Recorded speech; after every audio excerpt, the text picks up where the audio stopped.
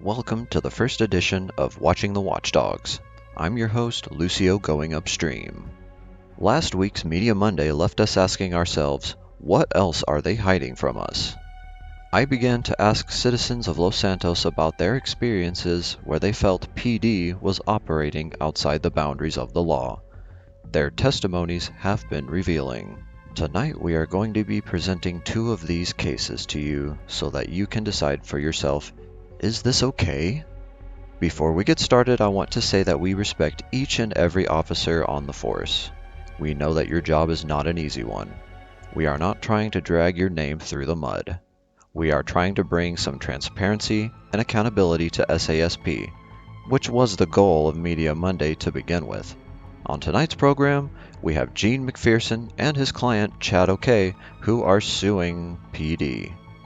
But first we bring you Richard Black, who was allegedly assaulted and detained without probable cause. My name is Richard Black. And also want to state for the record, how long have you been in the city for? Barely 2 weeks at this point. A few days ago, a friend of mine and I were going to do the banker job. We had done our first drop-off. We were on our way to Alta Apartments for me to pick up a bandage from my apartment. As we were traveling north on Alta, we saw 3 police officers facing north, having pulled someone over. We turned into the Alta Apartments, and the second we stopped, 3 police officers rolled up in vehicles behind us. Multiple officers jumped out, all with pistols pointed, trained down on our vehicle. We had no idea what was going on. Everybody was yelling, shouting, telling us to get out of the vehicle. They ordered the driver out of the vehicle, ordered him over to one of their patrol cars. He had no weapon on him, posed no threat, had his hands up. They cuffed him and held him off to the side. Me very aggravated as to what was going on, as we were literally just trying to do our job.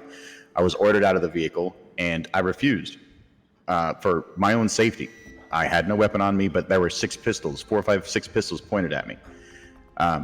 After multiple requests for me to get out of the vehicle, ordering me out of the vehicle, I finally did step out of the vehicle, hands up. Multiple officers had lethal weapons on me. I walked out towards the police officers, showing them clear as day, I do not have a weapon. I do not pose a threat to you. Why do you still have lethals pointed at me? At which point they ordered me over to one of the police vehicles. I kept my hands in the air. As I went to walk over, I was about halfway to the vehicle when one of the officers pulled his taser out and tased me. While on the ground, I was cuffed. I was berated, stating that they had pulled us over for shots fired call, which doesn't make any sense because the officers that had pulled the vehicle over outside of Alta were there before we were, so they would have seen that we had nothing to do with the shots fired call. I advised the officers to GSR us and get us on our way. I was very heated, very aggravated. They did GSR us. Both of us came up negative. They felt like idiots, and to make themselves feel better, they fined me for refusing to obey a lawful command.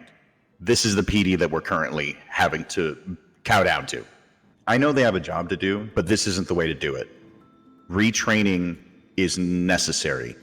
If this is the standards and practices of how they're going to conduct themselves in the city, then a shakeup from the top all the way to the bottom is absolutely required of PD, or it's going to continue to rot from the inside out.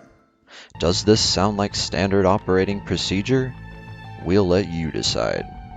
Next we have Chad Okai, who was gunned down while allegedly trying to surrender while being chased by PD in a vehicular chase.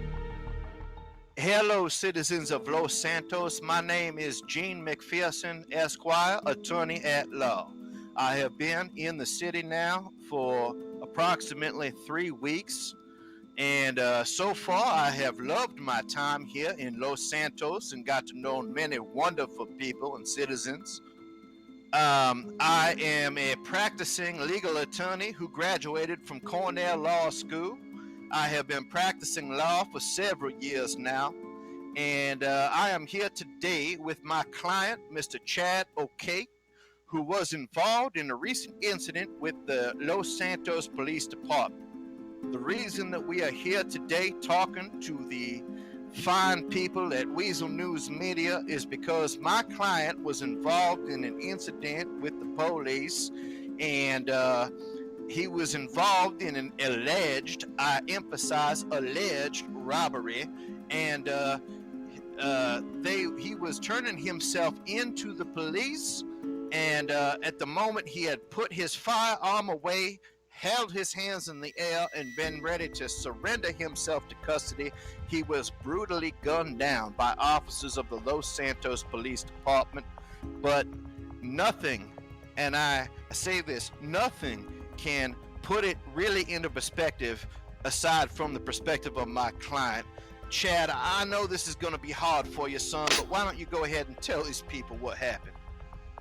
So to start out, name's Chad Okai, It's okay, sir. It's okay. and last night I was brutally shot by police, even after repeatedly saying that I'm not shooting. And kept asking them to stop shooting me, and I even put my hands up. I was trying to surrender, but no commands were being said, only bullets being flown.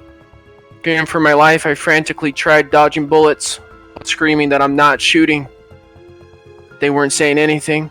Now, I would like to interject that there was another individual who drew his gun and fired at the police, but if my client was not given a lawful order to get on the ground and escorted to safety, he was surrendering himself. Now, what are we supposed to expect from our law enforcement who is supposed to protect and to serve?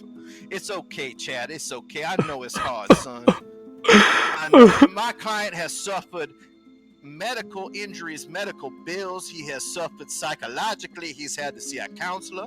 And we currently have a lawsuit pending right now with the Department of Justice to seek justice for this young man because he realized what he did was wrong. He was willing to turn himself in, but he was still brutally gunned down in a fury. And ladies and gentlemen, that is not how the law is supposed to be enforced. I tell you what. Do you know the names of any of the officers that were involved? Well, I know that the report was filed by Officer Jim Nolan, and the officer supposedly involved who shot my client was officer number 243. As of yet, I do not have the name of this officer. What you are about to see is police body cam footage that was obtained under the Freedom of Information Act. Warning, the footage is graphic. They wrecked out, Stay careful. The vehicle's out.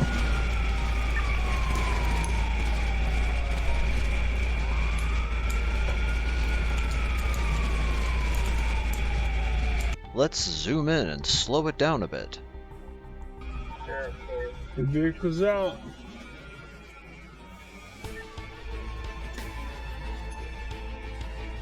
As you can see, the suspect has his hands in the air and police continue to shoot at him. Never once does he fire a shot at PD. Was PD's reaction excessive? Were they simply doing the best they could in a heated and confusing situation? We will leave that up to you, Los Santos. Do you have similar testimonies? Do you have video shot with a camera, cell phone, or body camera? Please send them to me through my Weazel News email, which you can find in the news section of Discordia. We would like to air your story while we continue to watch the Watchdogs.